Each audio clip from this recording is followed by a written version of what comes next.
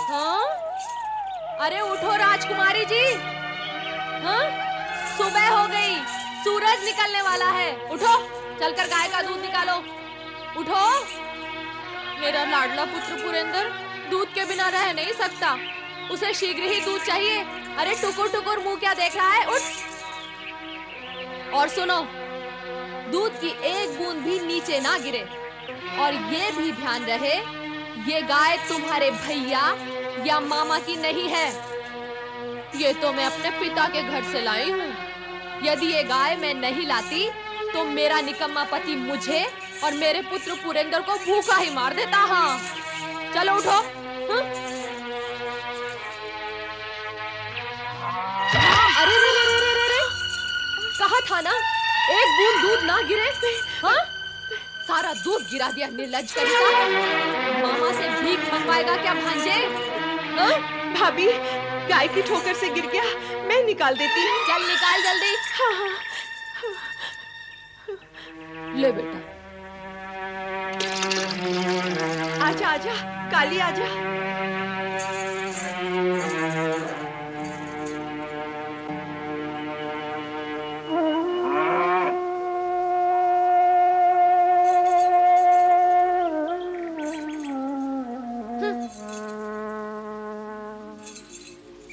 P ले, जल्दी जल्दी पी।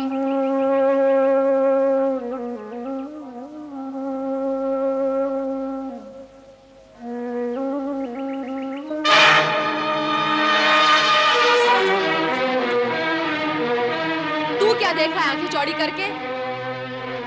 कुदृष्टि लगाएगा मेरे पुत्र को। हाँ? जा, हट यहाँ से। गाय चराने लेकर जा। जा कह रही हूँ ना।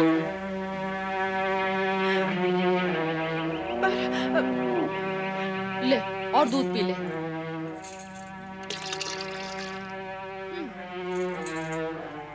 अब तू यहाँ खड़ी खड़ी क्या मुंह देख रही है महारानी? घर का कामकाज कौन करेगा? जा।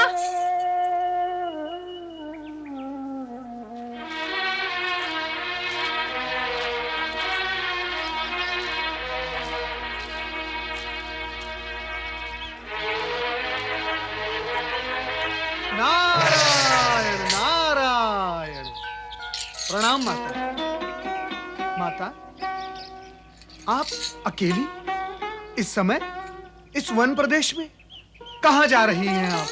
ओहो नारद, प्रणाम का उत्तर लिए बिना ही तुमने तो प्रश्नों की श्रृंखला खड़ी कर दी है। क्षमा माता, क्षमा। प्रणाम का उत्तर आप फिर कभी दे देना।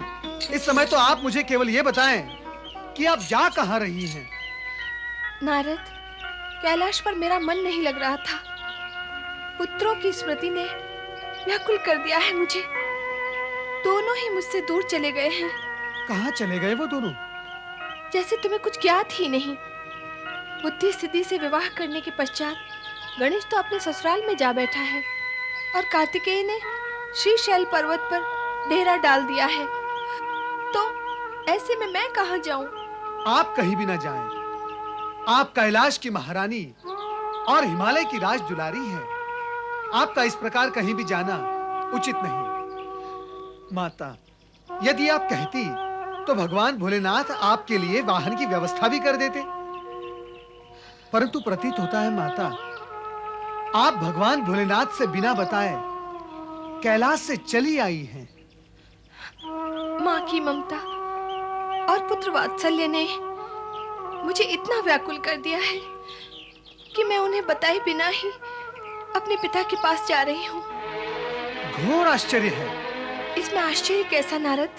भोलेनाथ की इच्छा के बिना पिता के घर जाने का परिणाम क्या आप भूल गई? अनर्थ को आमंत्रित ना करें। कृपया आप कैलाश लौट जाएं। क्या भगवान भोलेनाथ आपकी कोई भी इच्छा अपूर्ण रहने देंगे?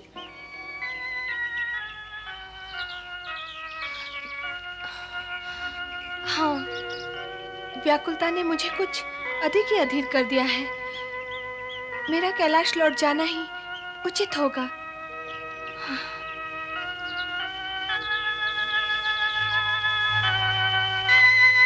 कैलाशपति, आपसे प्रेरणा पाकर मैंने माता पार्वती को कैलाश लौटाने का कार्य तो पूर्ण कर दिया है। अब मैं स्वयं कैलाश नहीं आ सकता। यहीं से मेरा प्रणाम स्वीकार कर लो। ओम नमः शिवाय।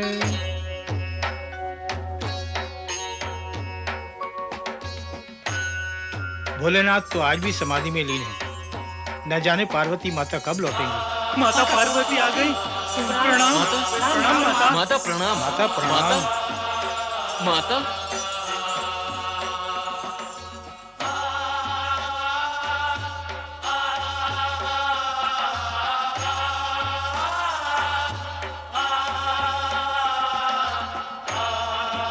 पति परमेश्वराय नमो नमः।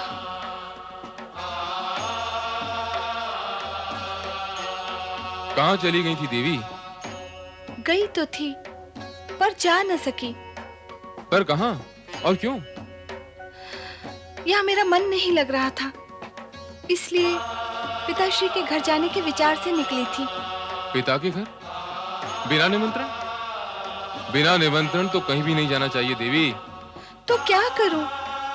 पुत्रों की स्मृति मुझे विकल करती रहती है। बार बार उनका प्रिय मुख मेरी आंखों के सामने आता है, पर न तो मैं उन्हें देख पाती हूँ, न ही उनसे मिल पाती हूँ। इसीलिए सोचा कि स्थान परिवर्तन से संभवतः मन शांत हो जाएगा। अवश्य हो जाएगा, चिंता ना करो। तुम्हारा पुत्र वियोग शीघ्र दूर होगा। एक ओर देवी पार्वती पुत्र वियोग में व्याकुल थी, तो दूसरी ओर एक मां अपने पुत्र के दुखों से चिंतित थी। सुख दुख विधि के विधान में लिखे होते हैं, जिसका ज्ञान केवल विधि के रचनाकार भोलेनाथ को ही है। देविका की चिंता और उसके पुत्र उपमन्यु के कष्टों का निवारण भी केवल भोलेनाथ के हाथों में ही है।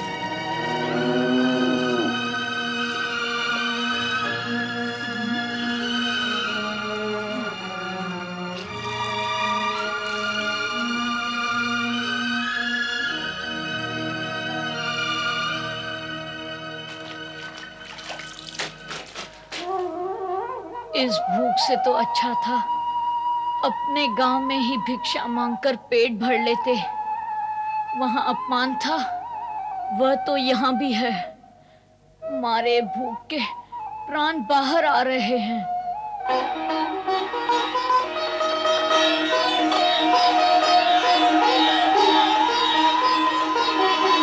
मन तो कहता है गाय का दूध पीकर ही अपनी भूख मिटा लूं।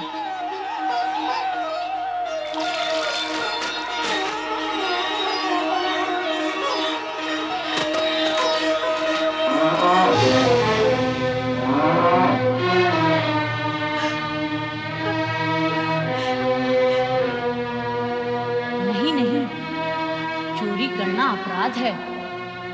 चोरी करने से तो भूखा रहना अच्छा है। माँ, माँ,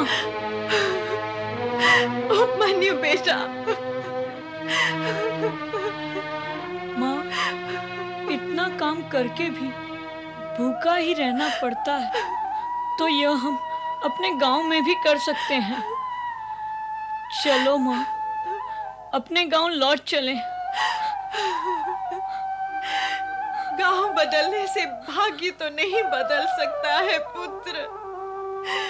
हमारे ये दुर्दिन भी समाप्त हो ही जाएंगे। भगवान पर विश्वास रख पुत्र।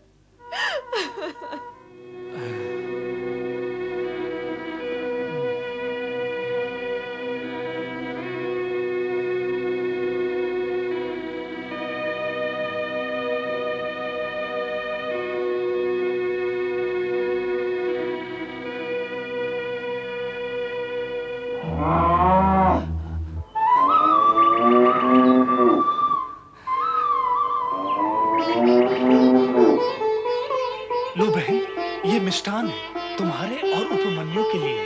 एक यजमान ने दिए हैं।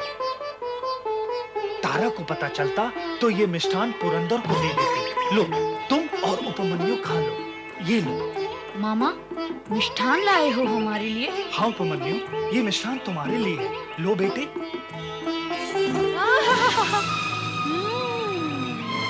मिष्ठान, लड्डू। तुम्हें लाज नहीं आती? अपने पुत्र को मिष्ठान ना देकर पराये पुत्र को प्रसन्न कर रहे हो, हाँ? अरे कैसे पिता हो? धिक्कार है ऐसे पिता पर। उपमन्यु क्या पराया है? मेरी बहन का पुत्र क्या पराया है? भांजे पराये होते हैं क्या? ओ भांजे के मामा जग में पहले अपने पुत्र के लिए विचार करते हैं, भांजे के लिए नहीं। और ये दोनों माँ पुत्र, इन्हें तनिक भी लाज नहीं आती। जानती है, पुरंदर के खाए पिए बिना इस घर में कोई कुछ भी खाता पीता नहीं। फिर भी मीठा खाने के लिए न जाने कितने जन्मों से इन माँ पुत्रों की आत्मा व्याकुल थी कि इस मिष्ठान पर आंखें गड़ी हुई हैं। हाँ? आज इन्हें दंड स्वरूप भोजन ही नहीं मिलेगा। हाँ, समझे?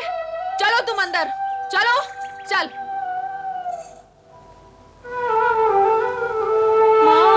हाँ बेटा, भाग्य का लेखा कोई नहीं मिटा सकता।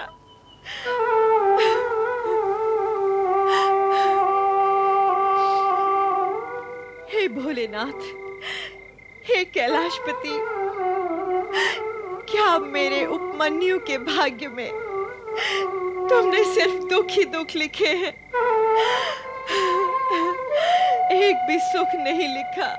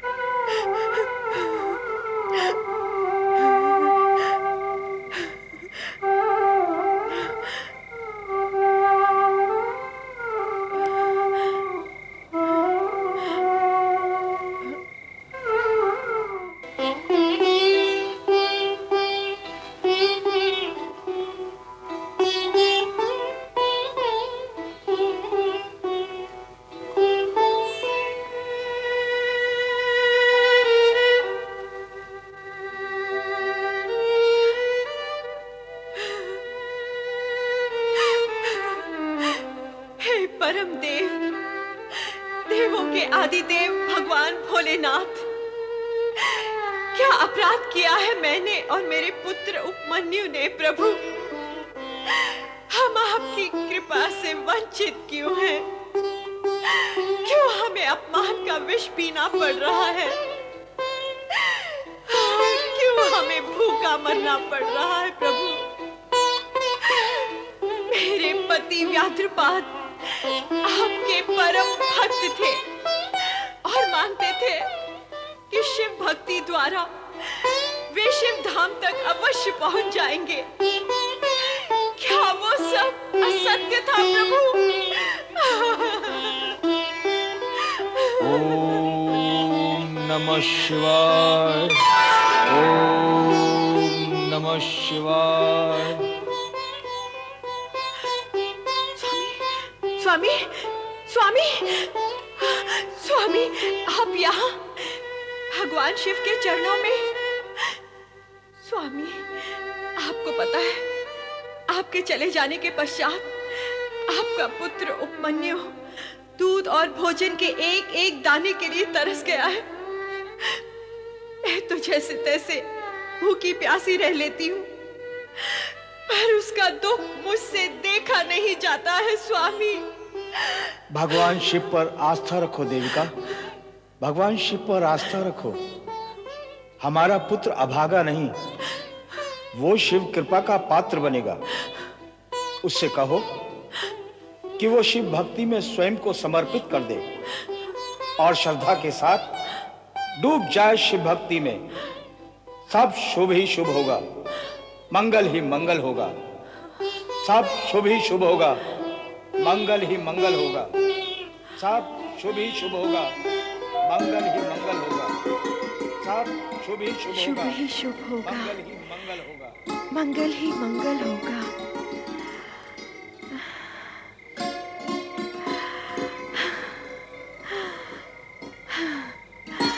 कैलाशपति की जय हो। स्वप्न में भी मुझे मेरे स्वामी के दर्शन करा दिए। धन्य है भोलेनाथ, धन्य है। हे शिव शंकर, मेरे उपमन्यु की हर मनोकामना पूर्ण करना प्रभु, हर मनोकामना पूर्ण करना।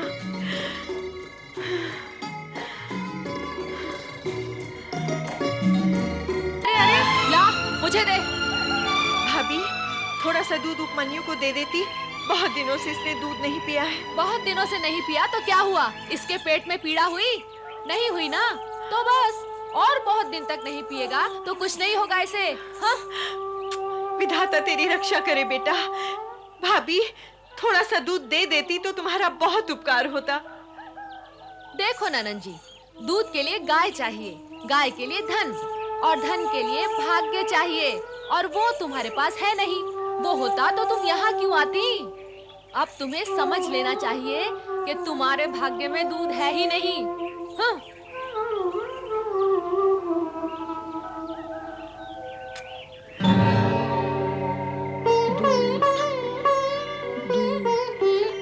मुझे दूध चाहिए। दूध, दूध, मुझे दूध दो माँ। दूध, दूध, दूध, दूध, दूध, मुझे दूध चाहिए। दूध, दूध, मैं लाती हूँ। दूध, दूध, दूध, दूध, दूध, दूध, दूध, दूध, दूध, दूध, दूध, दूध, दूध, दूध, दूध, दूध,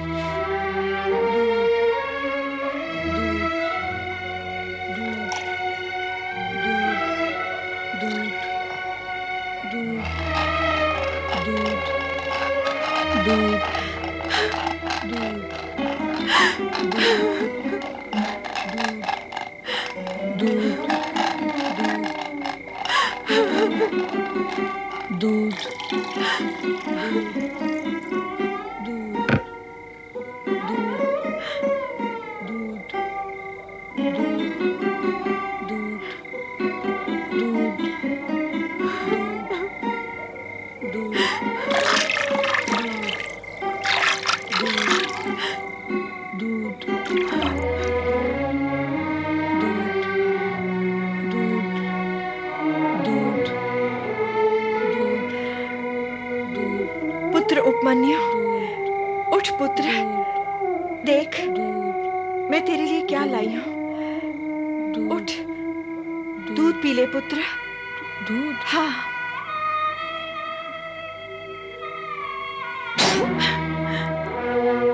क्या दिया माँ?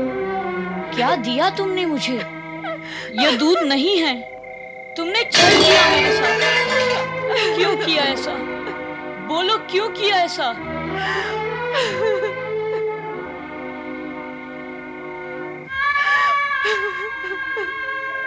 रो क्यों रही हो माँ? अरे पुत्र, तेरे और अपने भाग्य को रो रही हूँ पुत्र। मेरे भाग्य में तुझे पिलाने के लिए दूध तक नहीं है।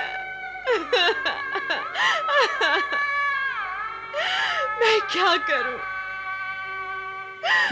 पुत्र उपमन्यु, तुझे दूध पीना है ना? अरे तो शिव की आराधना कर, भगवान शिव की आराधना कर पुत्र। वे तुझे दूध का सागर प्रदान करेंगे। तेरे पिता की भी यही इच्छा थी पुत्र, कि तू शिव की आराधना करे। शिव की आराधना कर पुत्र। सुन रहा है ना मैं क्या कह रही हूँ? शिव की आराधना कर।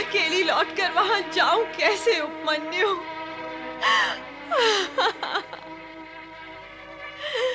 अरे वहां ना जाऊं तो फिर कहां जाऊं? उपमन्यु!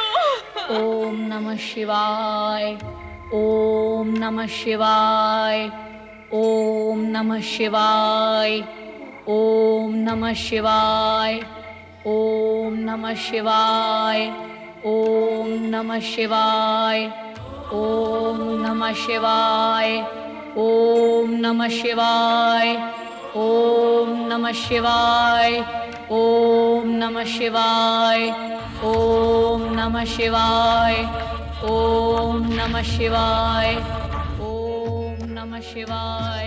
ये तो किसी बालक की पुकार है स्वामी। हाँ, बालक ही है। वो आपको पुकार रहा है। सुन लो उसकी करुण पुकार। मुझे ही नहीं, तुम्हें भी। हमारे साथ साथ मातृत्व के लिए वो तुम्हें भी पुकार रहा है। मुझे? मुझे क्यों? वो तो ओम नमः शिवाय कहकर आपको नमन कर रहा है। शिव में शिवा भी तो समाई हुई है। ध्यान से सुनो, तुम्हें हमारे नाम के साथ साथ अपना नाम भी सुनाई देगा। पर ये बालक है कौन? प्रतीक्षा करो देवी, कुछ समय पश्चात तुम्हें अपने प्रश्न का उत्तर मिल जाएगा।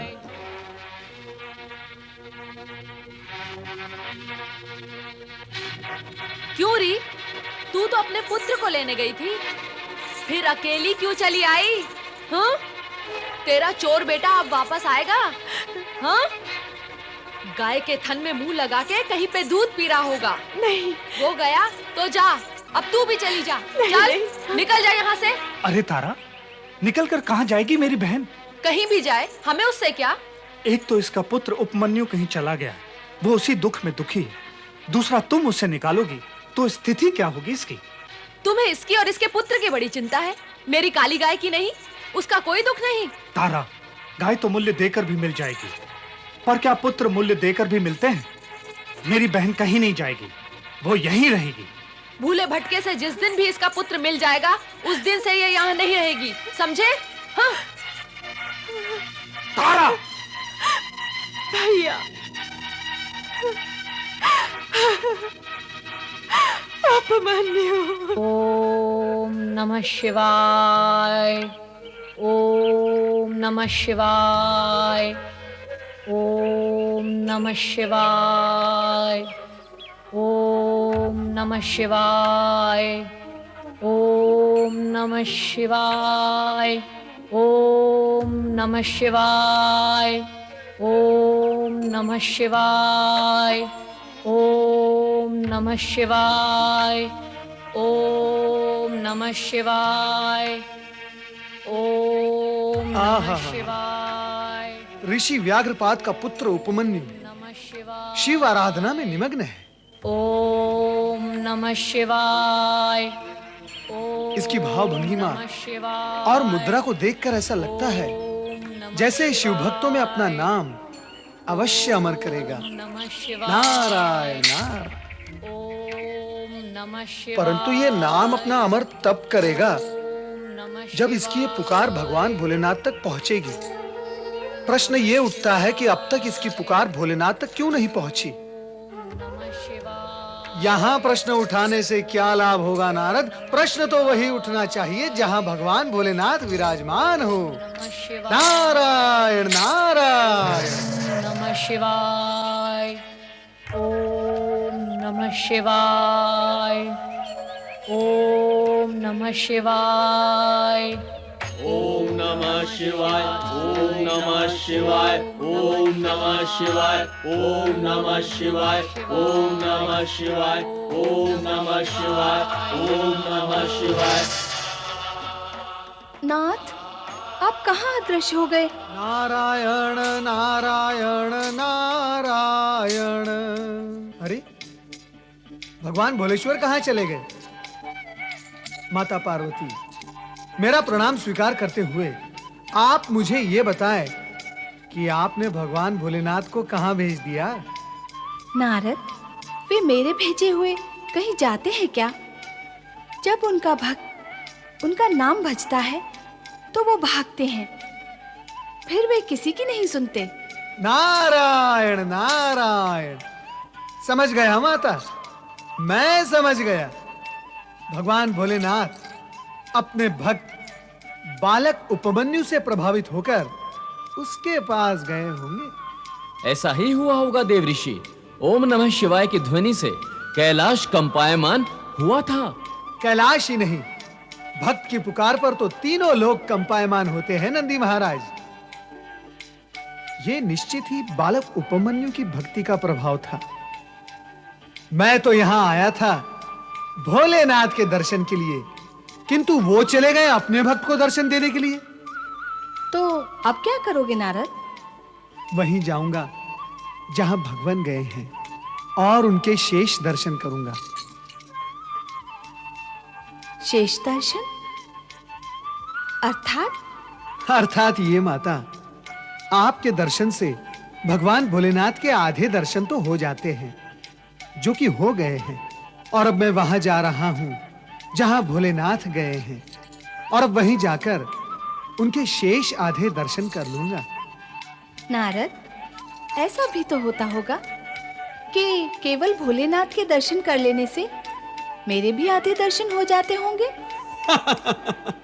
नहीं माता नहीं, ऐसा सर्वथा नहीं होता। माता, ये सत्य केवल एक मार्गी यात्रा करता है। एक मार्गी यात्रा कैसी होती है नारद?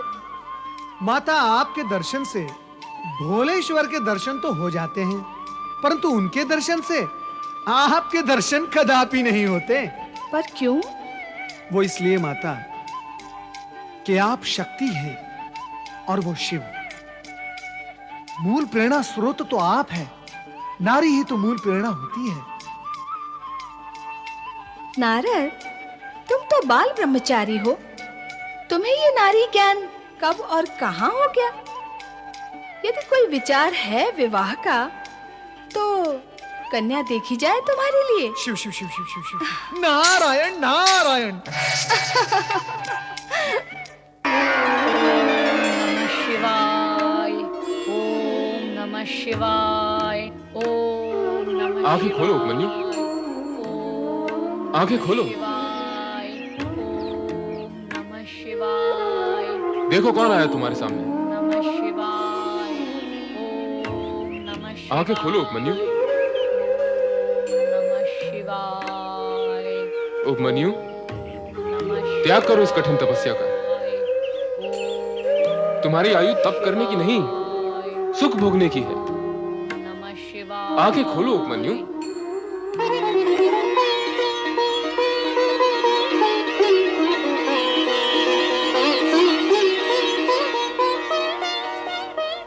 प्रिय उपमन्यु, मैं तुम्हारी दरिद्रता दूर करने आया हूं, तुम्हें स्वर्ग का सुख प्रदान करने आया हूं। ऐसा सुख जिसकी तुमने कभी स्वप्न में भी कल्पना नहीं की होगी। आप स्वर्ग के राजा इंद्र महाराज हैं? हाँ, स्वर्ग का अधिपति देवराज इंद्र हूं मैं। आपको अनेकानेक प्रणाम। पर इंद्र महाराज, मैंने न तो आपकी आराधना करके आपको बुलाया और न स्वर्ग के सुख की कामना की है, फिर क्यों आप मेरी आराधना में विघ्न डालने आ गए हैं? क्या मैं तुम्हारी आराधना में विघ्न डालने आया हूं? अरे भोले बालक, मैं तो तुम्हारा हित करने आया हूं, पर ये तो बताओ कि तुम आराधना किसकी कर रहे हो? देवों के देव भोलेनाथ भगवान शिव की। अरे अरे अरे अरे, उस भभूतधारी भूतनाथ की आराधना कर रहे हो तुम? इंद्र महाराज, मैं यदि कहूँ कि बड़ों का नाम बड़े आदर से लेना चाहिए, तो आपको लगेगा यह बालक बड़ों के सामने बड़ी बातें कर रहा है।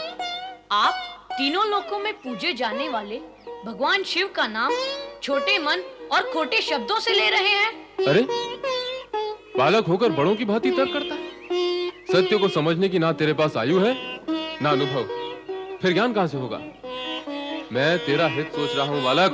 मेरा हित सोचने के लिए भगवान शिव को अपशब्द कहना क्या आवश्यक है इंद्र महाराज?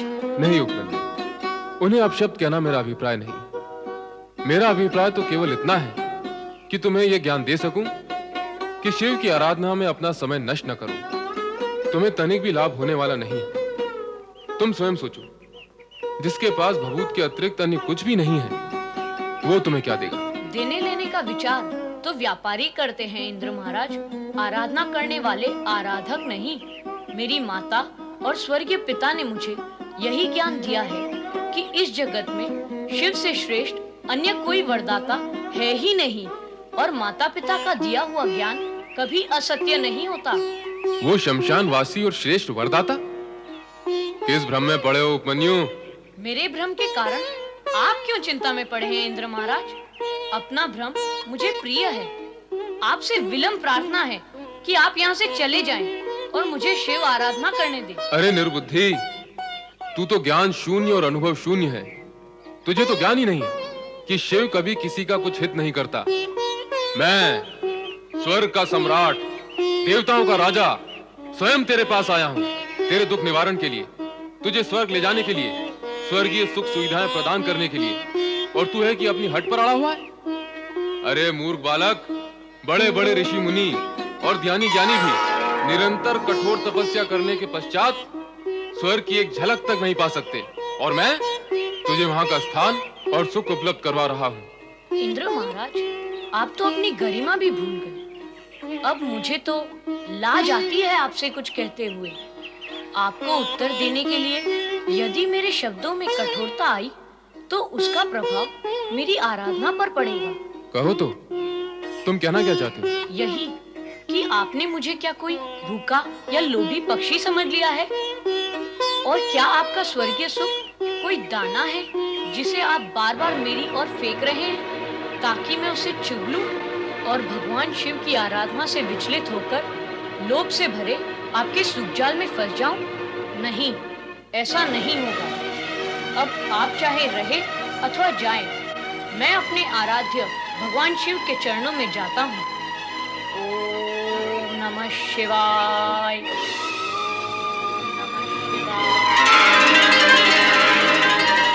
ये क्या? शिवजी ने देवराज इंद्र का रूप धारण कर रखा है। अब देवराज इंद्र की कुशल नहीं, मुझे तुरंत जाकर देवराज इंद्र को सावधान करना होगा। चलो नारद। नारायण नारायण नारायण नारायण नारायण, श्रीमन नारायण नारायण नारायण। मन तो वाणी को प्रेरित कर रहा है कि कहूँ कल्याण भव, किंतु आत्मा का संकेत है कि मिथ्याचरण करके सत्य को प्रकट करना पाप है। क्या कुछ अनिष्ट की आशंका है देव ऋषि? भोग के पश्चात रोग के होने की आशंका ही नहीं रह जाती। रोग का होना यह निश्चित सत्य है, और ये सत्य आप भी जानते हैं देवगुरु। आपका संकेत हमारे... संकोच न करे देवराज। मेरा अभिप्राय आपकी ऐश्वर्यपूर्ण और सौभाग्यपूर्ण जीवन शैली से ही है। मैं तो आपको और समस्त देवगण को बधाई देना चाहता हूँ कि विधाता ने आपको कैसा विलासपूर्ण जीवन प्रदान किया है। स्वर्ग का संपूर्ण सुख, सौंदर्य और यौन यहाँ उन्माद है। गीत, संगीत और नृत्य की मादकता यहाँ है। क्या कुछ नहीं, यहाँ सब कुछ है। ये सब तो भोग के साधन है देवर्षि, परंतु आप तो रोग की चर्चा कर रहे थे। हाँ देवराज, भोगी जब तक भोगों को भोगता है तब तक रोग आपस में चर्चा करते हुए भोगियों के समीप आ ही पहुंचते हैं। नारायण नारायण। देवर्षि, आपकी वाणी में व्यंग का भार अनुभव हो रहा है। अभी तक आपको अनुभव ही हो रहा है, क्या नहीं हुआ? देवराज, आप यहाँ विलास में डूबे हुए हैं और वहाँ आपके स्वर्ग पर अधिकार करने का आयोजन हो रहा है। आप किसके विषय में कह रहे हैं देवर्षि? अब क्या बताऊं, और ना बताऊं तो क्यों ना बताऊं? सोचता हूं बता ही दूं, पर क्यों बताऊं? और बताऊं भी तो कैसे बताऊं? बताओ। सदा बताते हैं, वैसे बताएं। सदा जब बताता रहा हूं तो विषय के केंद्र में कोई न कोई असुर अवश्य होता था, पर इस बार क्या कोई मानव है अरे देवराज, मानव होता तो चिंता न होती। कैसे बताओ देवराज? तो क्या कोई ऋषि मुनि तपस्वी है? देवराज, ऋषि मुनि और तपस्वी आपकी कूटनीति के समक्ष कहाँ टिक पाए हैं? उन सबके पास तो आपने अप्सराएं भेजकर उनका तप खंडित कर डाला है। नारायण नारायण। दानव नहीं, मानव नहीं, ऋषि मुनि तपस्वी भी नहीं, तो फिर कौन है देवर्षि? कौन है वो जो इस स्वर्ग पर अधिकार करना चाहता है? देवताओं के होने का तो प्रश्न ही नहीं उठता। बताओ, क्यों नहीं? वो इसलिए क्योंकि देवताओं को तो स्वर्ग प्राप्त ही है। नारायण नारायण। जिन देवगण को स्वर्ग प्राप्त है, उनके अतिरिक्त भी तो अन्य देव हैं। फिर तो त्रिदेव ही हैं। ब्रह्मा, विष्णु और महेश। देवर्षि, क्या इन तीनों में से स्वर्ग का कोई इच्छुक है? ब्रह्मा और विष्णु भी इनके सम्मुख। नारायण नारायण। अब बता भी दे देवर्षि, क्या आप भोलेनाथ की बात कर रहे हैं? आपका अनुमान सत्य निकला देवी सची। देवर्षि, भगवान भोलेनाथ स्वर्ग पर अधिकार करना चाहते हैं। और क्यों? क्यों? ताकि आपका यह अमोद प्रमोद और भोग विलास सदा सदा के लिए समाप्त हो जाए। मुझे नहीं लगता कि भगवान शिव शंकर ऐसा करेंगे। लगता तो मुझे भी नहीं है देवर्षि। नारायण नारायण। अर्थात आपको मेरी वाणी पर विश्वास नहीं देवराज। तो फिर आप स्वयं जाकर देख लें। कहां? विंध्याचल देवराज, विंध्याचल।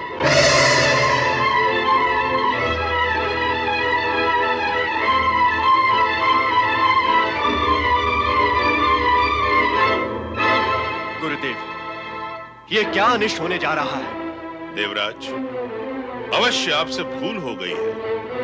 आपको शीघ्र ही भोलेनाथ के पास जाकर उनसे क्षमा याचना मांगनी चाहिए। यह तो अटल सत्य है कि देव ऋषि कभी असत्य भाषण नहीं करेंगे। ओम नमः शिवाय, ओम नमः शिवाय, ओम नमः शिवाय, ओम नमः शिवाय। हे भक्त, अब आरंभ होती है तेरी भक्ति की अग्नि परीक्षा। नमः शिवाय, ओम नमः शिवाय,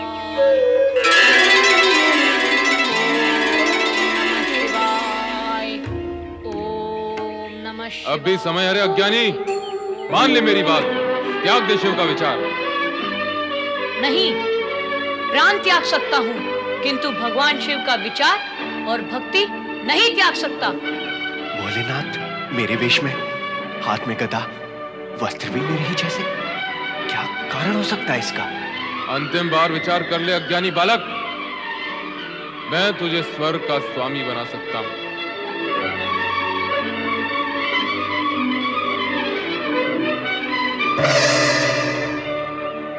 नहीं चाहिए मुझे स्वर्ग, मुझे केवल शिव दर्शन चाहिए, शिव चरणों का प्रसाद चाहिए।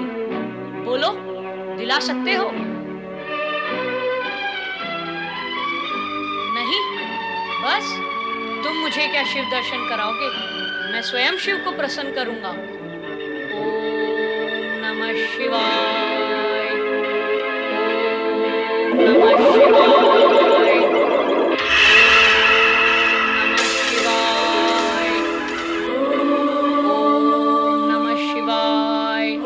ओम नमः शिवाय, ओम नमः शिवाय, ओम नमः शिवाय, ओम नमः शिवाय, ओम नमः शिवाय, ओम नमः शिवाय, ओम नमः शिवाय, ओम नमः शिवाय, ओम नमः शिवाय, ओम नमः शिवाय, ओम नमः शिवाय, ओम नमः शिवाय, ओम नमः शिवाय, ओम नमः शिवाय, ओम नमः शिवाय, ओम नमः शिवाय, ओम नमः शिवाय, ओम नमः शिवाय, ओम नमः शिवाय।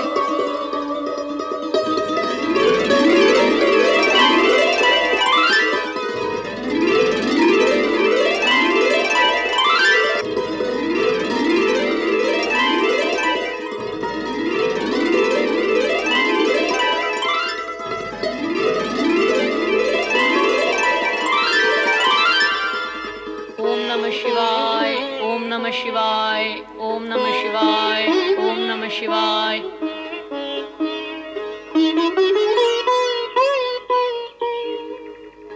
ओम नमः शिवाय, ओम नमः शिवाय, ओम नमः शिवाय, ओम नमः शिवाय, ओम नमः शिवाय, ओम नमः शिवाय, ओम नमः शिवाय, ओम नमः शिवाय, ओम नमः शिवाय। माता पार्वती, माँ भगवती, कहाँ हैं आप? मेरा कष्ट दूर करे माँ भवानी, मेरा कष्ट दूर करे। रक्षा करें मेरी माता, रक्षा करें। देवराज इंद्र, आप इतने व्यथित क्यों हैं? उठिए, बताइए क्या हुआ? अभी तक तो कुछ हुआ नहीं है माँ, किंतु होगा तो अनर्थ होगा। इस अनर्थ से मेरी रक्षा करें माता, इस अनर्थ से मेरी रक्षा करें। देवराज इंद्र, उस अनर्थ का नाम तो बताइए। माँ, भगवान शिव मेरा रूप धारण करके स्वर्ग पर अधिकार करने और उसे उपमन्यु को देने का विचार कर रहे हैं। पर वे हैं कहाँ? विंध्याचल के वन में। वहां वे उस शिव भक्त बालक पर क्रोधित और कृपालु एक साथ हो रहे हैं। बालक पर? हाँ। सर्वथा असंभव। भोलेनाथ शिव भक्त बालक पर क्रोधित हो ही नहीं सकते। लगता है आपको भ्रम हुआ है देवराज। हाँ, वे कृपालु अवश्य हो सकते हैं। भ्रम का प्रश्न ही नहीं उठता है माता। स्वयं देवऋषि नारद ने मुझे बताया कि भगवान शिव शंकर ने स्वर्ग पर अधिकार करने का निश्चय कर लिया है। माता, आप चलकर उन्हें समझाएं कि वो मुझ पर दया करें। चले माता। चलना ही होगा। माँ, आपको मेरी रक्षा करने के लिए कृपा करनी ही होगी। विलंब न करें। चले माता।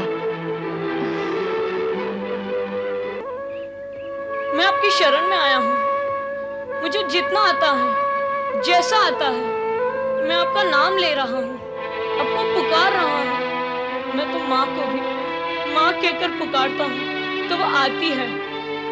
आप भी शिव हैं, ओम है। मेरी पुकार सुनो, मुझे दर्शन दो भगवान, मुझे दर्शन दो। तुम तो सारे जगत के पिता हो। मैंने सुना है कि माता पिता तो बालक की एक पुकार पर दौड़े चले आते हैं। फिर आप क्यों नहीं आ रहे? क्या मुझसे अप्रसन्न है? बोलो भगवान, बोलो बोलो जगत पिता, बोलो। अरे हठ धर्मी बालक, तू फिर विचार कर ले। तुझे स्वर्ग मिल सकता है, तेरी माँ और तेरे पूर्ण परिवार को स्वर्ग सुख मिल सकता है। आप यहाँ भी आ गए? तेरी भलाई के लिए। तेरी माँ को स्वर्ग सुख मिलेगा तो तेरा पुत्र धर्म सफल हो जाएगा। और धर्म की सफलता से बढ़कर अन्य क्या कर्म और उपलब्धि हो सकती है रे बालक? धर्म और कर्म का ज्ञान तेरे जीवन को सुखी बनाएगा। नहीं नहीं नहीं, मुझे धर्म कर्म जानना भी नहीं है। मुझे केवल शिव दर्शन चाहिए। शिव दर्शन, शिव दर्शन।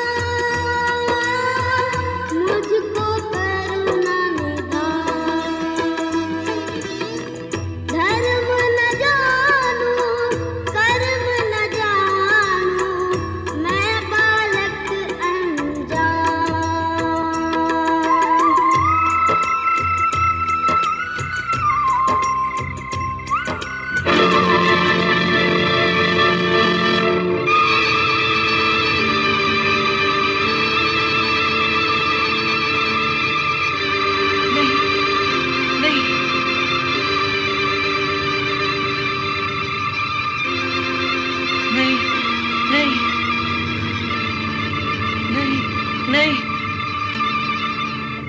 आग! नहीं!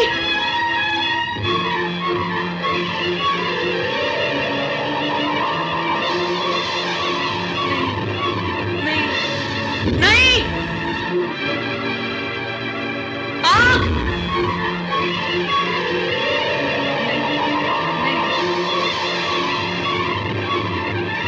नहीं!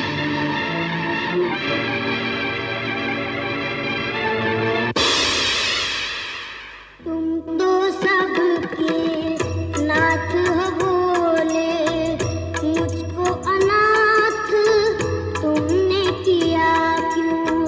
जो न किसी के संग किया वो, जो न किसी के संग किया वो, मेरे साथ किया क्यों?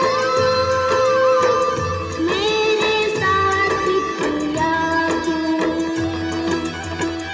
देव तुम्हारे लिए तो जग में सब हैं एक समान, सब हैं एक समान। धर्म न जानूं, कर्म न जानूं, मैं बालक अनजान। कितना जानूं मैं हूँ तुम्हारी भोले एक संतान, भोले एक संतान, भोले एक संतान, भोले एक संतान।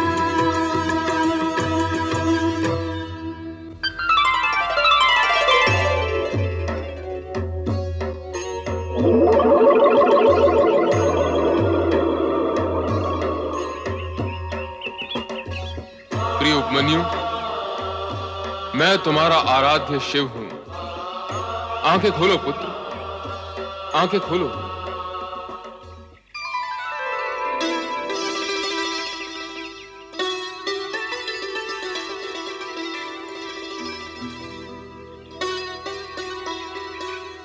प्रभु, मेरे भोलेनाथ! प्रिय भक्त उपमन्यु, मेरे द्वारा ली गई कठोर से कठोरतम परीक्षा में तुम खरे उतरे हो। इस अल्प आयु में निरे बालक होते हुए भी तुमने स्वर्ग के प्रलोभन तक को ठुकरा दिया। मुझे तुम जैसे संतोषी प्राणी ही प्रिय हैं। मैं तुमसे अत्यंत प्रसन्न हूं। तुम्हारा नाम नैष्टिक शिव भक्तों में अमर रहेगा। भोलेनाथ की जय हो। आओ पुत्र उपमन्यु, पितृभाव से मैं तुम्हें हृदय से लगाने के लिए उत्सुक हूं। प्रभु, आओ पुत्र उपमन्यु। मेरे आराध्य, मेरे भोलेनाथ, मेरे शिव, मेरे भगवान, मेरे स्वामी, मेरे आराध्य, मेरे भोलेनाथ, मेरे शिव। मैंने कहा था ना देवी कि तुम्हारा पुत्र वियोग शीघ्र ही समाप्त होगा। ये देखो, तुम्हें उपमन्यु के रूप में एक और पुत्र प्राप्त हुआ है। इसे तुम अपनी ममता का वरदान दो। जाओ पुत्र। माता पार्वती को प्रणाम। पुत्र उपमन्यु,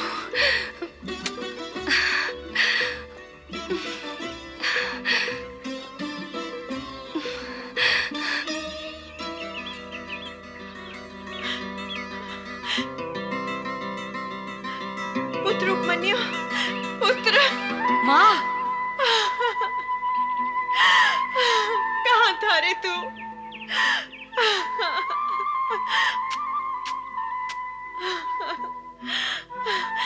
तूने मेरा स्वप्न साकार कर दिया पुत्र।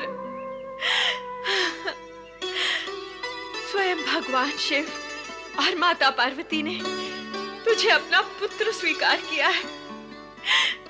अरे, शिव और पार्वती की जो कृपा तुझे प्राप्त हुई है वो तो देवगण भी प्राप्त नहीं कर सकते।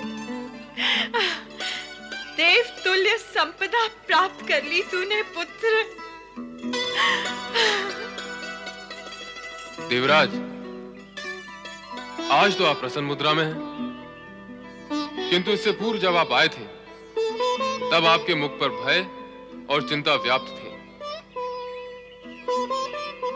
भगवान, एक तो देवर्षि नारद की सूचना, तत्पश्चात स्वयं मैंने सुना था कि आप उपमन्यु को स्वर्ग का स्वामी बना रहे हैं। उसे स्वर्ग का स्वामी बनाने के लिए स्वर्ग के पूर्व स्वामी अर्थात मुझसे स्वर्ग का हरण होना भी तो आवश्यक होता। इसीलिए मैं दुविधा की स्थिति में था। सत्य तो यह है देवराज कि नारद ने आपको भ्रमित किया और आप यहां चले आए, किंतु जो कुछ आपने देखा और सुना वो भी सत्य नहीं था। समझ गया भोलेनाथ, वो सब आपकी लीला थी। उपमन्यु की परीक्षा और आपकी लीला का ज्ञान उस समय मुझे नहीं हो सका था। भगवान, मैं अपने अज्ञानपूर्ण आचरण के लिए लज्जित हूं और क्षमा याचक भी। भोलेश्वर, मुझे क्षमा करें।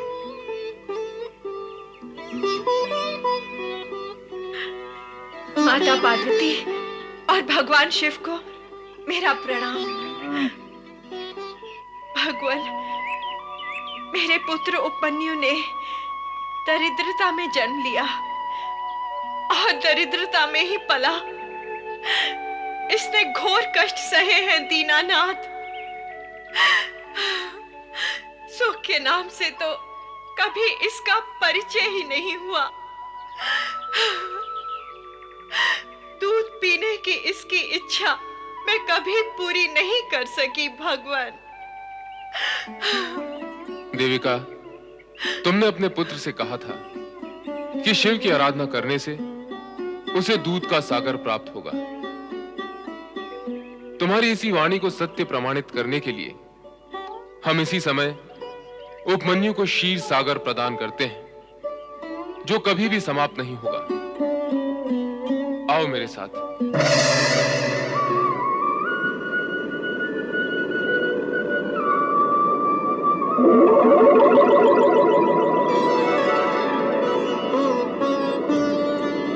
इस विशाल क्षीर सागर के दूध से सभी शिव भक्तों की दूध की इच्छा पूर्ण होगी।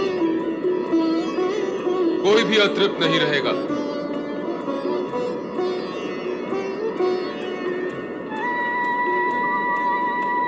पुत्र, मैं तुम्हें अक्षय वरदान देती हूँ कि तुम चिर कुमार रहकर शिव भक्ति तथा ज्ञान के प्रकाश द्वारा जन जन में भक्ति और सद्भावना का प्रचार प्रसार करते रहोगे। प्रभु, अब उपमन्यु को आप ऐसा अक्षय वरदान दें जो अद्भुत हो। पुत्र उपमन्यु, तुम योग विद्या में पारंगत होकर अपने असंख्य शिष्यों को योग विद्या प्रदान करोगे। वेदों सहित समस्त ब्रह्म विद्या तुम्हें सहज ही प्राप्त होगी तथा जगत की सर्वश्रेष्ठ समृद्धि इच्छा मात्र से ही तुम्हारे सामने प्रकट होगी। तुम जगत के परम संतोषी प्राणी माने जाओगे।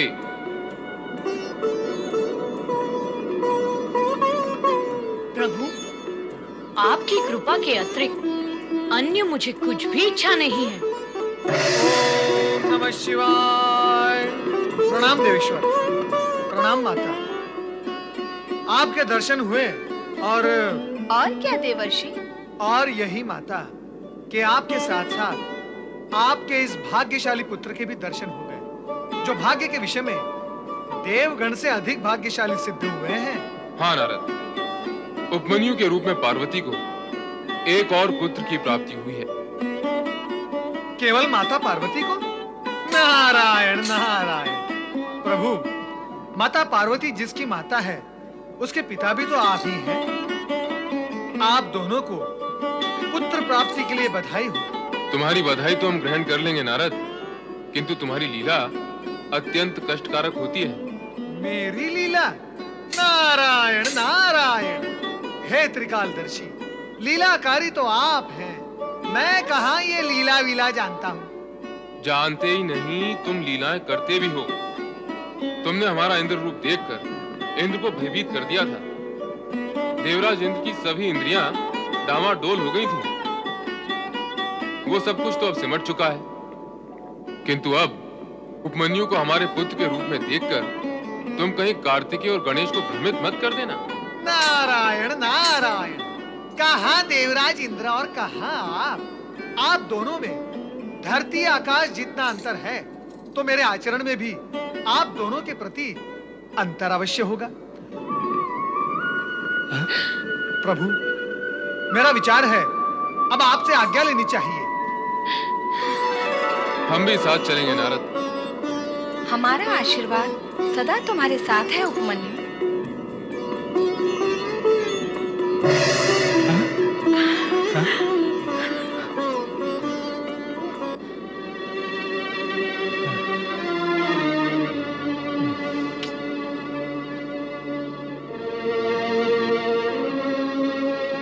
हमें क्षमा कर दो बहन, मैंने तुम्हें कभी भी कष्ट देना नहीं चाहा, फिर भी मैं तुम्हारा दोषी हूँ। मुझे क्षमा कर दो बहन। नहीं भाई, सारा दोष तो मेरा है, अपराधिनी तो मैं हूँ। तुम दोनों को मैंने बहुत दुख दिए हैं। अपने पिता की संपत्ति पर गर्व करके आप सब लोगों का मैंने अपमान किया। मुझे क्षमा कर दो देवी का बहन, मुझे क्षमा कर दो। मामा जी और मामी जी, आप दोनों व्यर्थ ही चिंता कर रहे हैं। जो कुछ हुआ, जो हो रहा है और जो होगा, वह सब भगवान शिव की कृपा से हुआ है। वे मेरी परीक्षा ले रहे थे। वे अप्रत्यक्ष परीक्षक थे और आप प्रत्यक्ष। परीक्षा पूर्ण हो चुकी है। अब आप अपने आप को दोषी न माने। सब प्रसन्न हैं। आप भी प्रसन्न रहिए। मेरी तो भगवान शिव से यही प्रार्थना है कि आपको भी वही सुख संपत्ति प्राप्त हो जो आपको कभी सुलभ नहीं हुई।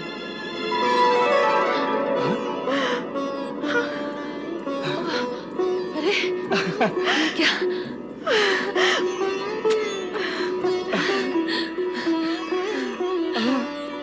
अरे, हम तो राजा रानी बन गए और अपना बेटा राजकुमार। ये तो अपने प्रिय उपमन्यु की वाणी का ही चमत्कार है। बहन देविका, उपमन्यु के कारण हमें दूर से भगवान भोलेनाथ और माता पार्वती के दर्शन भी हुए और ये वैभव भी। हमारे लिए सुख वैभव की इच्छा कर हमें सब कुछ प्रदान करने वाला स्वयं इस साधु वेश में क्यों? इसलिए मामी, अब मैं और माँ आश्रम बनाकर भगवान शिव की आज्ञानुसार ब्रह्म विद्या का प्रचार करेंगे। ओम नमः शिवाय। ओम नमः शिवाय।